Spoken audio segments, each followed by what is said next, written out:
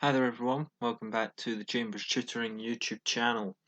Today we have part 2 of our guide on the perfect tense. Now this is likely going to be the longest guide that we've uploaded so far because we're going to be looking at a couple of different things in this video.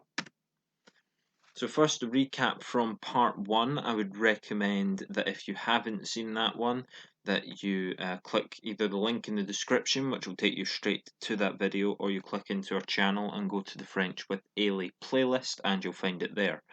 But in part 1, we learned that the perfect tense is used to describe something which happened in the past just once. We form the past participles based on the ending of the verb's infinitive. So we use avoir or etre to conjugate the tense, but the past participle is consistent based on the verb's infinitive. So j'ai joué is the example I would give. So I played or I have played. And yeah, as I've already said, that's all in part 1 of our guide, and I would strongly recommend that you watch that first. So we're going to be looking at when we use etre. So we've had a look at when you use avoir. So when would we use etre? Well, with certain verbs, we can't use avoir, and so etre must be used instead. We still conjugate etre the same way that we conjugated avoir. So etre would become like je suis, tu es, il est, and so forth. But there are a couple of things to watch out for, which we will come across later. So first, which verbs use etre? Well, all the verbs which use etre are about movement or change in some way.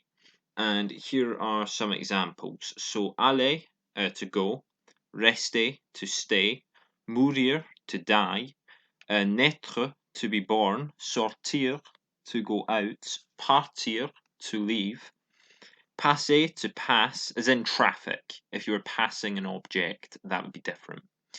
Retourner, to return, tomber, to fall, venir, to come, devenir, to become, and parvenir, to reach or achieve. So it's important to note that when using etre, you have to agree the verb with the subject. So if you look at the examples here, as a female, if I was talking about where I went, I would write je suis allé, and I would put an e on the end to show that that it's female.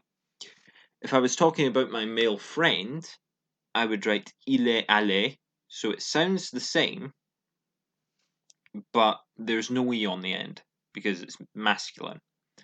If I was talking about my friends, plural, I would say ils sont allés. So ils sont, they are, and allés, you see the S on the end there. That shows that more than one person went. But if it were my friends that were all female, it would be elles sont allées. The E and the S both in there. And with this, practice makes perfect, so I would recommend that you use different subjects when practicing your writing and don't always put everything in terms of I did this, I did that. You know, try she did this, we did that, they did this. Now, not every verb's past participle is formed in the usual way either. Some verbs have irregular past participles, and you should research the full list of them, but the common examples are coming up. You may notice some patterns here. So, apprendre, to learn, becomes appris. Prendre, to take, becomes pris. And comprendre, to understand, becomes compris. Connaître, to know someone, is connu. Devoir, to have to, like must, is dû. Lire, lu. Vouloir, voulu. Pouvoir, pu. Venir, venu. Dire, dit. Écrire, écrit. Etre itself, to be, becomes été. Naître, né. Voir, vu. And vivre, vécu. So you notice some are ending with you, some are ending with you with the accent on it. Some are ending with e acute still, some are ending with t. You find that some RE ones are ending in S. And with these irregular ones, it is worth researching, finding the full list, and practice saying and writing them again and again until they stick.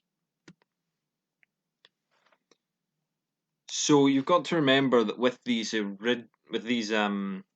irregular forms, that they will still have to agree if they take etre. So, for example, if I was talking about when I was born, I would write Je suis né en 2000. I was born in 2000. But notice that E tells you that it is a woman saying it. So that's the end of our guide on the perfect tense. It's been a long one, so I do appreciate you joining me for it. If you did miss part one of the guide, there is a link in the description below, and you can also find it through our channel. If you have any more questions about the perfect tense or just general questions about French in general, please leave them in the comments. You can check out our social media pages. Links, as always, are in the description. And remember, with all of this, practice makes perfect. So thank you very much for watching once again, and I will see you in the next one. So au revoir.